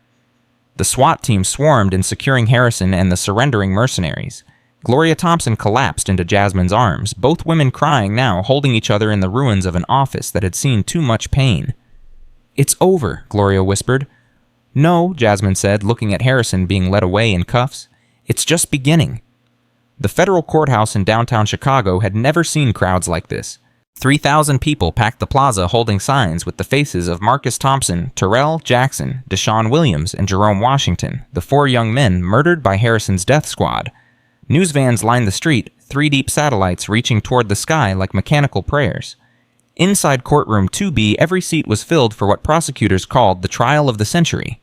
6 weeks had passed since Harrison's arrest. 6 weeks of revelations that shook Chicago to its core. 43 officers arrested, 16 more under investigation, and Chief Harrison sitting in federal custody without bail after the judge deemed him a flight risk and a danger to witnesses. Mitchell had already pled guilty to obstruction and conspiracy, earning himself 15 years in exchange for testifying against his former boss. But today was Harrison's day, the main event everyone had been waiting for. Jasmine sat at the prosecution's table as a special advisor, her expertise in the case making her invaluable to the federal prosecutors. Beside her, assistant U.S. Attorney Michael Rodriguez shuffled through his notes one final time. Rodriguez was 38, brilliant, and had never lost a corruption case. Harrison's lawyers had tried to get him removed claiming bias because he was Latino, but the motion had been laughed out of court. Ready for this? Rodriguez asked quietly. I've been ready for 5 years, Jasmine replied, her eyes on the defense table where Harrison sat in an orange jumpsuit, his silver hair now completely white, his face gaunt from weeks in solitary confinement. Gone was the commanding presence, the intimidating authority. Now he looked like what he was, a 60-year-old man facing life in prison. The bailiff called for all to rise as Judge Catherine Morgan entered. Morgan was a Reagan appointee conservative by reputation, but with zero tolerance for police corruption after her own son had been brutalized by cops in the 90s. United States versus Victor Harrison, she announced. Are all parties ready to proceed? The prosecution is ready, Your Honor. Rodriguez stood. Defense is ready, Leonard Kowalski replied. He'd switched sides now, defending the man whose network he'd once protected. The union had cut Harrison loose, declaring him a rogue actor who didn't represent the values of Chicago's finest. Mr. Rodriguez, your opening statement. Rodriguez moved to the jury box with the confidence of someone who knew his case was airtight. Ladies and gentlemen, what you're going to hear over the next few days will shock you. It shocked us. It shocked the nation. A murder conspiracy run from the highest levels of the Chicago Police Department. 4 young men, all black, all under 21, executed not by gangs or criminals, but by the very people sworn to protect them. He clicked a remote and Marcus Thompson's school photo appeared on the screen. Marcus Thompson, 16. Honor student violin player, accepted early admission to Northwestern's engineering program. Shot 3 times in the back, then had a knife planted on him to justify the killing. Another click. Terrell Jackson appeared. Terrell Jackson, 19, working 2 jobs to support his disabled mother, killed because he witnessed an officer planting drugs during a traffic stop. Deshaun Williams, 17, basketball scholarship to DePaul. Jerome Washington, 20, father of a 2-year-old daughter. Each face appearing on screen, each life reduced to a statistic in Harrison's war on the community. The defense will try to tell you this was about protecting the city, Rodriguez continued. They'll use words like greater good and necessary evil. But I want you to remember these faces. Remember that each one was someone's child, someone's hope, someone's future. And Victor Harrison stole that future because he could, because he thought his badge made him God. Kowalski's opening was exactly what Jasmine expected. Harrison as a dedicated officer who'd made difficult decisions in impossible circumstances. The recordings were taken out of context. The witnesses were criminals trying to reduce their own sentences. Williams conveniently dead was the real killer, and Harrison was just a scapegoat for a department eager to appear reformed. The prosecution wants you to believe that one man orchestrated all of this, Kowalski said, his voice dripping sincerity. But ask yourselves, is that really possible, or is Victor Harrison being thrown under the bus by politicians and prosecutors who need someone to blame for systemic problems they've ignored for decades? Gloria Thompson, sitting in the front row, made a disgusted sound. Jasmine reached back and squeezed her hand. They'd been through this so many times, the system protecting itself by sacrificing one of its own while pretending real change was happening. Rodriguez called his first witness. The prosecution calls Ryan Mitchell. Mitchell entered in shackles, the federal marshals escorting him to the witness stand. He'd lost weight in custody, his face hollow, his swagger replaced by something that might have been shame but was probably just fear of spending the next 15 years in a cell with people he'd helped put away. State your name for the record. Ryan Mitchell, former Sergeant, Chicago Police Department. Mr. Mitchell, you've entered a plea agreement with this office. Yes. Tell the jury what you've agreed to. Mitchell's voice was barely audible. I've pled guilty to conspiracy, obstruction of justice, and civil rights violations. In exchange for my truthful testimony, I'll receive 15 years instead of life. And if you lie, the deal's void. I get life? Rodriguez nodded. Tell us about September 14th, 2019, the night Marcus Thompson died. Mitchell shifted in his seat, glanced at Harrison, then looked away. I received a call from Chief Harrison around 9 p.m. He said there was a situation that needed handling. What kind of situation? A kid who'd been talking to the feds about our activities. Marcus Thompson had witnessed an arrest where drugs were planted. He was going to testify. So what happened? Harrison ordered Williams and me to handle it. Make it go away. Be specific, Mr. Mitchell. What exactly did Chief Harrison order? Mitchell was sweating now, despite the cool courtroom. He said that Thompson kid doesn't make it to court. I don't care how you do it, but he doesn't testify. And what did you understand that to mean? Kill him, make it look justified. Gasps rippled through the gallery. Judge Morgan gavelled for silence. Continue, Rodriguez prompted. Williams and I found Marcus at his girlfriend's house. We waited until he left, followed him. Williams initiated the stop, claimed he'd run a stop sign. When Marcus got out of the car, Williams shot him 3 times in the back. Then what? Williams planted a knife. I backed up his story about Marcus attacking him. Harrison made sure the investigation went nowhere. How? He assigned me to investigate my own crime. I interviewed myself, basically. Found myself innocent. Rodriguez pulled up a document on the screen. Is this your investigation report? Yes. Read the highlighted section. Mitchell read in a monotone. After thorough investigation, no evidence of wrongdoing was found. Officer Williams acted within department guidelines when confronted by an armed suspect. Was Marcus Thompson armed? No. Was he a suspect in any crime? No. So this report is a lie? Yes. Kowalski stood for cross-examination, trying to paint Mitchell as a liar, saving himself, but the damage was done. Mitchell had dates, times, recorded conversations Harrison didn't know existed. Each piece of evidence another nail in Harrison's coffin. The next witness was Angela Morales. She testified about the pattern of complaints against Harrison's unit, how they were always investigated internally, and dismissed how evidence mysteriously disappeared whenever Harrison's people were involved.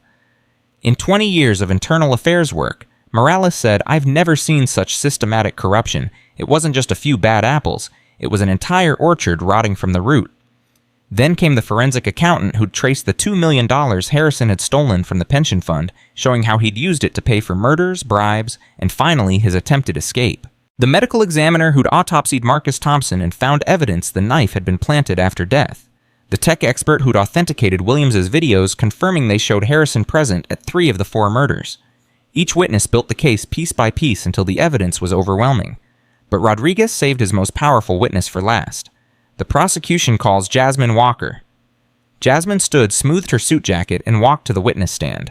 She'd testified dozens of times as a defense attorney, but never like this, never with her own story as evidence. Ms. Walker, Rodriguez began, you were Officer Jasmine Walker from 2014 to 2019. Yes. Why did you leave the force? Because I witnessed the cover-up of Marcus Thompson's murder and tried to report it. Instead of investigating, Chief Harrison had me labeled mentally unstable and forced me out. Tell us about the night of September 14, 2019. Jasmine looked at Gloria Thompson, drew strength from her encouraging nod. I was on patrol, heard the shots, fired call. I arrived to find Marcus Thompson, dead Officer Williams, standing over him with a planted knife, and Sergeant Mitchell already on scene, even though he hadn't been dispatched. What did you do? I tried to secure the scene properly. I noticed the knife had no blood on it, despite supposedly being held when Marcus was shot. I saw that Marcus's hands showed no defensive wounds. Everything about the scene was wrong. Did you report this? I filed a formal complaint the next day. Chief Harrison personally assigned Mitchell to investigate it. The same Mitchell who was at the scene. Yes, it was a complete sham. Within a week, I was ordered to undergo psychiatric evaluation. The psychologist, who I later learned was Harrison's cousin, declared me unfit for duty. I could either resign or be fired and lose my pension. So you resigned. I resigned and became a defense attorney. I thought if I couldn't fight corruption from inside, I'd fight it from outside. And that led to the Martinez case. Yes, Luis Martinez was paralyzed by Mitchell using the same excessive force that had been covered up for years. But this time I had evidence. This time I could prove the pattern. Harrison suddenly stood at the defense table. You destroyed everything, the order we maintained. They faced the peace. Mr. Harrison, sit down, Judge Morgan commanded. She doesn't understand what it takes to keep this city safe, the animals we deal with. Bailiff, restrain the defendant. As marshals moved toward Harrison, he pointed at Jasmine. You think you've won every cop killed. From now on, their blood is on your hands. You've painted targets on 12,000 officers. No, Jasmine said quietly, but her voice carried through the courtroom. Boss. You painted those targets when you made the badge a symbol of murder instead of protection. Harrison lunged forward, but the marshals caught him, forcing him back into his chair. Kowalski whispered urgently in his ear, trying to salvage what was left of their defense. Judge Morgan looked furious.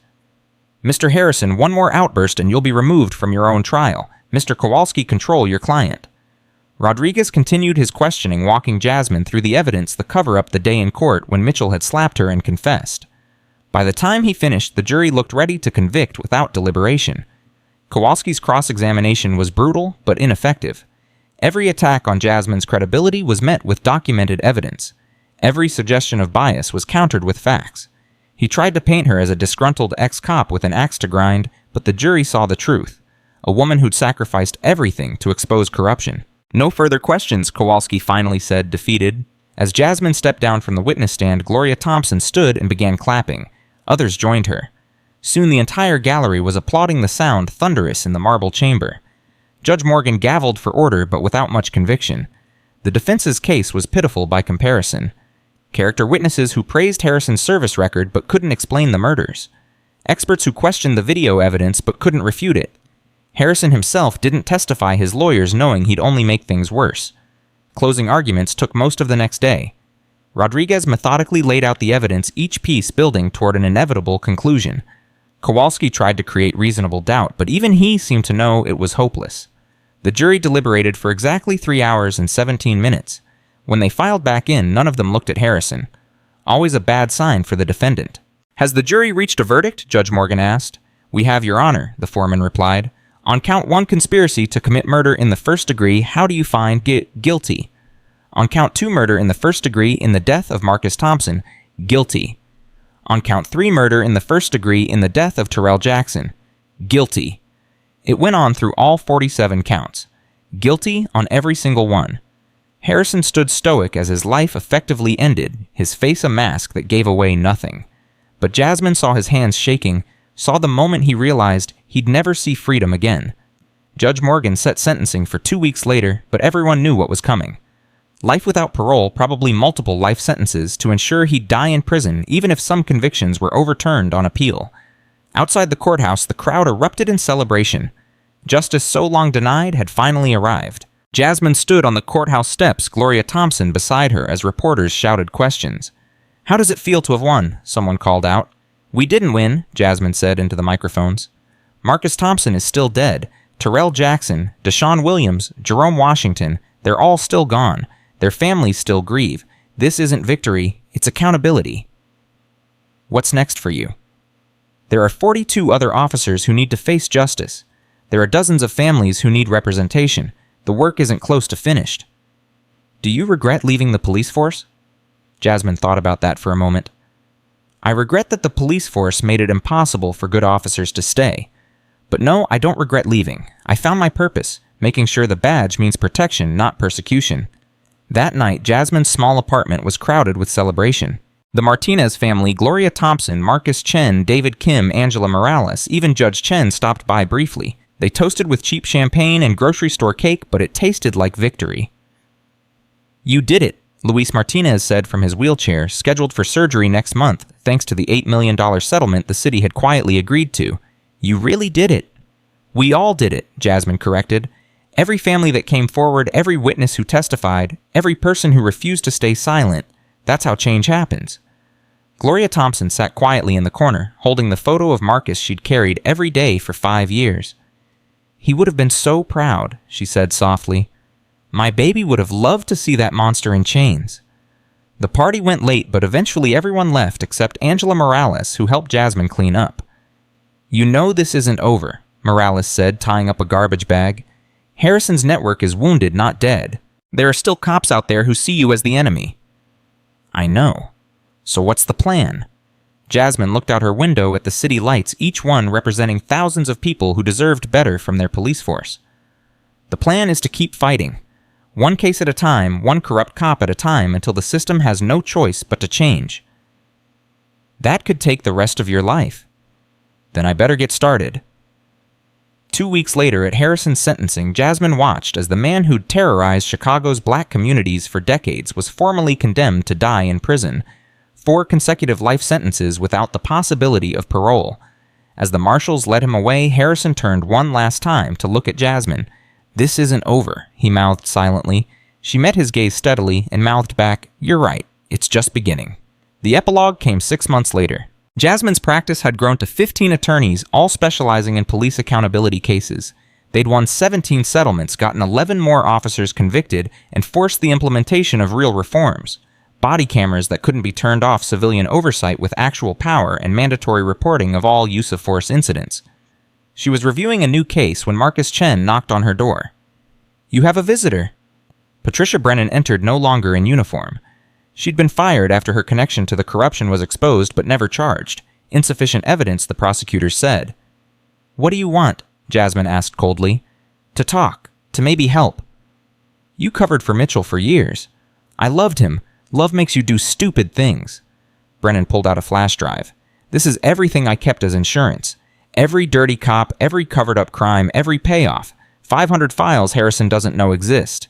Jasmine stared at the drive. Why now? Because I'm tired of running, tired of looking over my shoulder, tired of being part of something rotten. Brennan set the drive on Jasmine's desk. I know I can't undo what I've done, but maybe this can help stop it from happening again. After Brennan left, Jasmine plugged in the drive. File after file of evidence enough to keep her busy for years. Enough to clean out the entire department if properly used. Her phone rang. Rodriguez from the U.S. Attorney's Office. Jasmine, we just got word. Harrison was found dead in his cell. Apparent suicide, but what? The cameras were mysteriously off, the guards were mysteriously absent, and Harrison had help. Someone wanted to make sure he never talked about who else was involved. Jasmine looked at the flash drive at the names scrolling past on her screen. High-ranking officials, politicians, judges. Harrison's death wasn't an ending. It was a warning. The system was protecting itself again. Mike, she said into the phone, I'm about to send you something. Clear your schedule. This is going to take a while. She hit send, transferring Brennan's files to the federal prosecutors. Then she stood, walked to her window, and looked out at Chicago. Somewhere out there, corrupt cops were still operating, still believing they were untouchable. But they were wrong. Harrison's conviction had proven that. Mitchell's testimony had proven that. And Jasmine Walker, the cop who'd become a crusader, would keep proving it until the badge meant what it was supposed to mean. Protection and service for all, not power and persecution for some. Her desk phone rang. Another family seeking justice. Another case to build. Another battle in a war that might never end, but had to be fought. She answered on the second ring. Walker and Associates, how can we help you fight back? The call came at 3:47 a.m., jolting Jasmine from the first deep sleep she'd had in weeks. Her phone vibrated against the nightstand, the screen showing Angela Morales' number. Something in Jasmine's gut twisted before she even answered. They got Brennan, Morales said without preamble. Found her body in the Chicago River an hour ago. Staged to look like suicide, but the medical examiners already finding defensive wounds. Jasmine sat up instantly awake. Patricia Brennan had given her the flash drive just 3 days ago. 3 days and now she was dead. How did they know? Someone's been watching. Someone inside the investigation. Jasmine, you need to get somewhere safe. Now. Through her apartment window, Jasmine saw a van parked across the street that hadn't been there when she went to bed. No logos, tinted windows, engine running, despite the early hour. They're already here, she whispered. Don't go out the front. Fire escape now. I'm 2 minutes away. Jasmine grabbed the encrypted hard drive containing Brennan's files, threw on clothes, and slipped out the window onto the rusted fire escape. Her bare feet made no sound on the cold metal as she descended into the alley. Behind her, she heard her apartment door splinter open. She ran through the darkness, the hard drive clutched against her chest, feet bleeding from broken glass and debris. Morales' car screeched around the corner just as shadows emerged from Jasmine's building. Get in! Jasmine dove into the passenger seat as bullets sparked off the pavement where she'd been standing. Morales floored at tires, smoking as they accelerated into the pre-dawn darkness. Rodriguez is dead too, Morales said, taking corners at dangerous speeds. Heart attack, they're saying, but he was 38 and ran marathons. This is a purge, Jasmine. Someone's cleaning house. Harrison's network. Even with him dead, they're still operating. It's bigger than Harrison. Chick. Morales pulled out a phone, showed Jasmine a photo. Security footage from the federal building yesterday. Recognize him. The image showed a man in an expensive suit entering through a side door. Commissioner Frank Torelli Harrison's old mentor, supposedly retired 5 years ago, but still pulling strings from the shadows. Torelli's been in Miami for years, Jasmine said. He flew in 2 days ago, right after you uploaded Brennan's files to the federal server. Morales took another hard turn. Those files must have something that scared them enough to risk this level of exposure. Jasmine pulled out her phone, scrolling through the encrypted copies she'd kept. One folder kept catching her eye, labeled simply Prometheus. What's Prometheus? She asked. Morales nearly crashed the car. That's a myth, urban legend among cops, supposedly a joint task force between CPD, FBI, and CIA back in the 80s.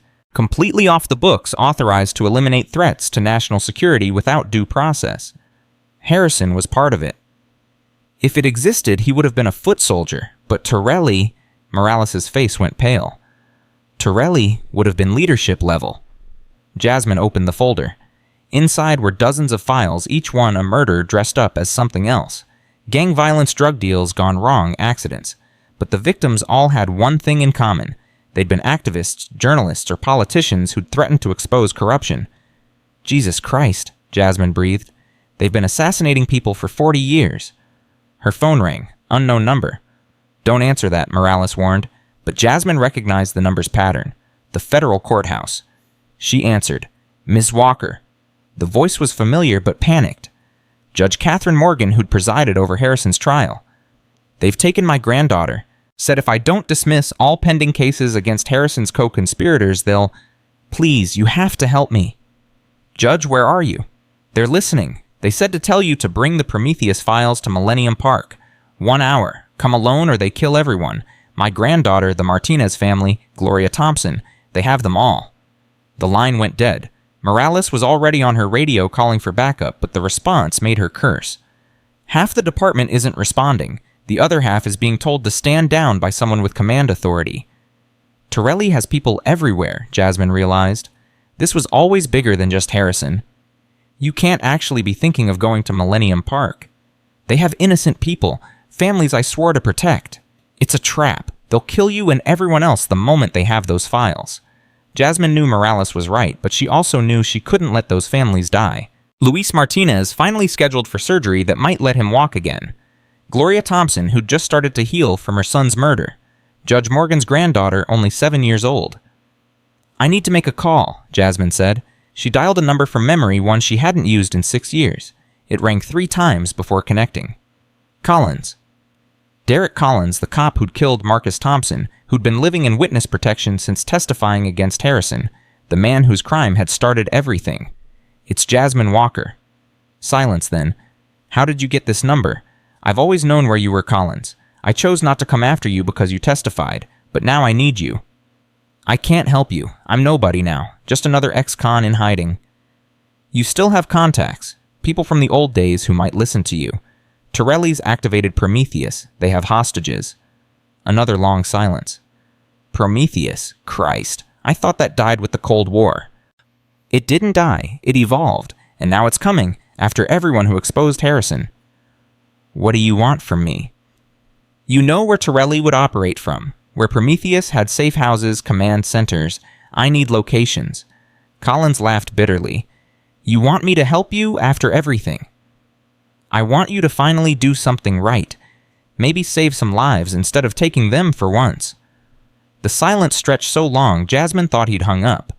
Then, there's an abandoned warehouse on South Damon. Prometheus used it in the 90s for interrogations. If Torelli's old school, that's where he'd take hostages. Address? Collins gave it to her, then added Walker. I really am sorry, about Marcus, about all of it. Sorry doesn't bring him back. No, but maybe this helps balance the scales a little. Morales was already turning toward South Damon as Jasmine hung up. This is insane. We need backup. From who half the force is compromised, the feds have a mole. We're on our own. Not entirely. Ahead, 2 cars blocked the road. Jasmine tensed, but then she recognized the drivers. David Kim and Marcus Chen from her firm, along with 3 other attorneys she'd hired, all armed, all looking determined. How did you... Angela called us, David said. Said you might need lawyers who remember their oath to justice. Plus, we all have concealed carry permits and really good liability insurance. It wasn't much of an army, but it was something. 7 lawyers and 1 internal affairs detective against whatever remnants of Prometheus Torelli had assembled. They parked 3 blocks from the warehouse, moving through shadows toward a building that looked like it had been abandoned since the last recession. But Jasmine noticed the subtle signs of use. Fresh tire tracks, security cameras painted to look broken windows that were boarded but had gaps for observation. They know we're coming, Morales whispered. Good. Let them think they're in control. Jasmine's phone buzzed. A message with a video attachment. She opened it to see Luis Martinez tied to a chair, blood trickling from a cut on his forehead. A voice off camera, Torelli's voice, spoke calmly. Ms. Walker, you're late. Every minute you delay costs young Luis here a finger. He's already lost so much, hasn't he? Would be a shame if he lost more. I'm coming, Jasmine said aloud, knowing they were listening through her phone. Don't hurt them. She walked toward the warehouse's main entrance, hands visible the hard drive in a bag over her shoulder. The door was open, darkness beyond, like a mouth waiting to swallow her. Jasmine, don't, Morales called out. But she was already through the door, into a vast space lit by work lights that created pools of harsh brightness surrounded by deep shadows. In the center she could see them. Luis in his wheelchair, Rosa and Maria Martinez, Gloria Thompson, Judge Morgan's granddaughter, and 3 other families she'd represented. All restrained, all terrified, all looking at her with desperate hope. Frank Torelli stood among them, like a conductor preparing for a symphony. At 73, he still carried himself with military precision, silver hair, perfect eyes, cold as winter. Miss Walker, or should I say Officer Walker, you've caused us so much trouble. Let them go, Torelli. You have me. That's what you really want. Actually, what I want is for the last 6 months to have never happened. For Harrison to still be running his department, keeping order, maintaining the balance. But you had to be righteous, didn't you? Harrison was a murderer. Harrison was a soldier. Following orders, maintaining stability. Do you have any idea what this city would look like without men like him, without Prometheus? Free? Torelli laughed. Chaos? Violence? Anarchy? We prevented wars in these streets, eliminated threats before they could metastasize. You murdered children. We eliminated future criminals. Statistical probability, Ms. Walker. Every young man Harrison's team removed was statistically likely to become a threat. Marcus Thompson was going to be an engineer. Marcus Thompson was a statistical anomaly, regrettable but acceptable losses in a larger war. Jasmine wanted to scream, to rage at the cold calculation that reduced human lives to probability charts, but she kept her voice level. The files. You want the Prometheus files? I want them destroyed. All copies, all backups. They document 40 years of necessary actions that small minds would call crimes. And if I give them to you, everyone walks out alive. You go back to your little practice defending actual criminals instead of persecuting heroes. These families go home. We all pretend this never happened. And Prometheus continues. More young men die, more families destroyed. The machine continues running, yes, as it has since before you were born and will long after you're dead. Jasmine pulled the hard drive from her bag, held it up. Everything's on here. Brennan's files, Williams's files, my own investigation, all of it. Torelli's eyes gleamed with triumph. Good. Destroy it. First let someone go, a show of good faith. The child. He gestured to Judge Morgan's granddaughter. Let the little one go. One of his men cut the girl's restraints. She ran toward the door, past Jasmine, out into the night, where hopefully Morales would grab her.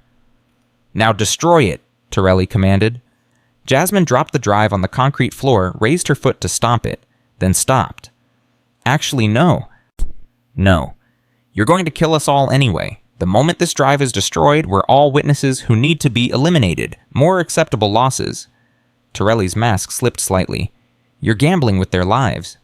No, you are. See, I learned something from Harrison's trial, from Mitchell's testimony. You all keep insurance, records to protect yourself from each other. She pulled out her phone. This drive is a decoy. The real files are uploaded to a dead man's switch. If I don't enter a code every hour, everything gets released. Not just to law enforcement, to every news outlet, every social media platform, every government oversight committee in the country. You're bluffing. Gloria, tell him about Marcus's birthday, the date. Gloria Thompson, tears streaming down her face, but voice steady, said April 15th, 2003. He would have been 21 last week. That's the password, Jasmine said. Marcus Thompson's birthday, a boy you murdered, and in 37 minutes if I don't enter it, his name becomes the key that destroys Prometheus forever. Torelli pulled out a pistol, pressed it against Luis Martinez's temple. Enter the code now or the boy dies. Kill him and you guarantee the file's release. I'm the only one who can stop it. Then we have a stalemate. No, we have a negotiation. Release everyone and I'll give you a 24-hour head start before the files drop. Enough time to run to disappear like Harrison tried to.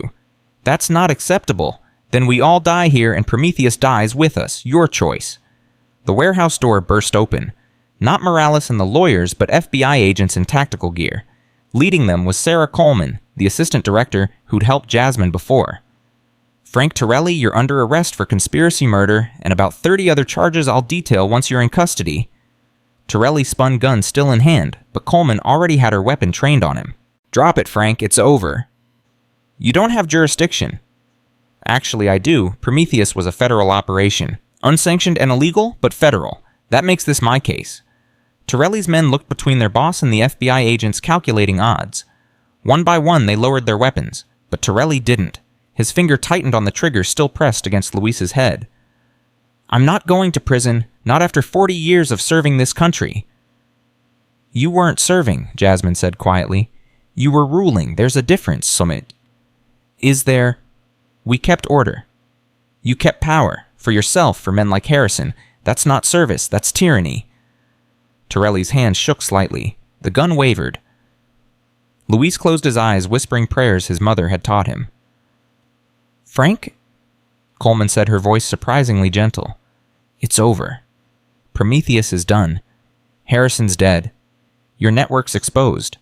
You can go with dignity or in a body bag, but you're going either way. For a moment, the warehouse held its breath. Then Torelli lowered the gun, let it fall to the floor. The sound of metal on concrete echoed like a final period at the end of Prometheus's 40-year sentence. The FBI agents moved in, securing Torelli and his men. Paramedics rushed to the hostages, checking injuries, offering comfort. Jasmine stood in the middle of it all, suddenly exhausted. The adrenaline that had kept her going finally crashing. Gloria Thompson embraced her, both women crying now. You saved us, again. We saved each other, Jasmine corrected. That's how it works. We stand together or we fall alone. Coleman approached, looking embarrassed. We've been tracking Torelli for months, but we could never get evidence. Your files, Brennan sacrificed, they gave us what we needed. Brennan didn't sacrifice herself. She was murdered. Yes, she was, and we'll prove it.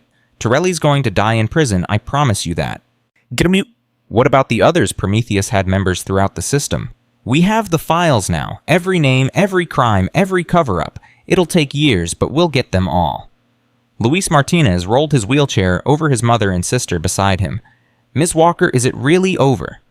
Jasmine looked at the boy who'd started all this, who'd suffered so much, but survived. The big fight's over, but there's always another case, another family that needs help. The work never really ends. Will you keep doing it? Keep fighting. As long as there are families like yours who deserve justice, yes. 3 months later, Jasmine stood in her new office, a real office now with windows and working air conditioning and a staff of 30 attorneys. The wall behind her desk was covered with photos.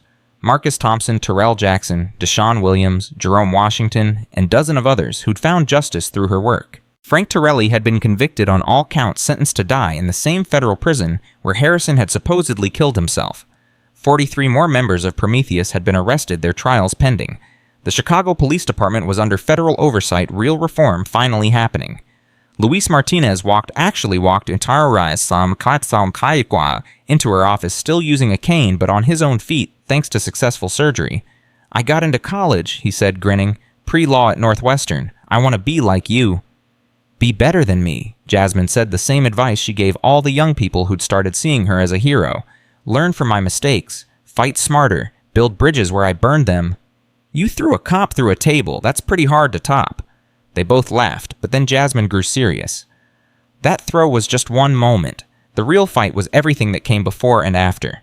The investigation, the evidence gathering, the trials, the appeals. That's where real change happens. Not in dramatic moments, but in daily choices to keep pushing forward. Gloria Thompson arrived for their weekly lunch, a tradition they'd started after Torelli's conviction. She brought photos of a new community center being built with settlement money named after the 4 boys Prometheus had murdered. Marcus would be proud, Gloria said, showing Jasmine the architectural plans. A place where kids can be safe, where they can learn their rights, where they can become lawyers and doctors and engineers without fear. He is proud, Jasmine corrected. Wherever he is, he knows his death meant something, that it changed things. That evening, as Jasmine prepared to leave the office, Angela Morales stopped by. She was chief of internal affairs, now promoted after exposing corruption that ran deeper than anyone had imagined. Got a new case that might interest you, Morales said, dropping a file on Jasmine's desk. Officer-involved shooting in Austin, 16-year-old kid. Department's calling it justified, but the body cam footage tells a different story. Jasmine opened the file, saw another young face that would soon join the photos on her wall if justice wasn't served. When did it happen? Last week. Families scared, doesn't trust anybody after what happened with Harrison. Set up a meeting. Tell them. Jasmine paused, choosing her words carefully. Tell them that the system isn't fixed. May never be completely fixed. But there are people fighting to make it better. And we won't stop fighting until a badge means protection for everyone, not just some. Morales left and Jasmine stood alone in her office as the sun set over Chicago. The city sprawled before her, beautiful and broken, dangerous and full of potential. Somewhere out there, another family was grieving. Another cop was abusing their power. Another cover-up was being planned. But also out there were the families she'd helped. Luis Martinez walking again. Gloria Thompson healing finally. Judge Morgan reunited with her granddaughter. Dozens of others who'd found justice because someone had been willing to fight for them. Her phone rang. Another case. Another family. Another battle in a war that would outlive her. She answered on the first ring. Walker and Associates, we fight back. And she would keep fighting, keep throwing metaphorical cops through metaphorical tables, keep standing between the powerful and the powerless. Because that's what justice looked like. Not a destination, but a journey. Not a victory, but a commitment. The girl who'd become a cop to change the system from within had become a woman who'd changed it from without. The officer who'd been forced to resign had become the attorney who'd brought down an entire conspiracy. The woman who'd been slapped in a courtroom had thrown not just her attacker, but an entire corrupt system to the ground. Justice wasn't just blind. Sometimes, justice knew judo. Retry.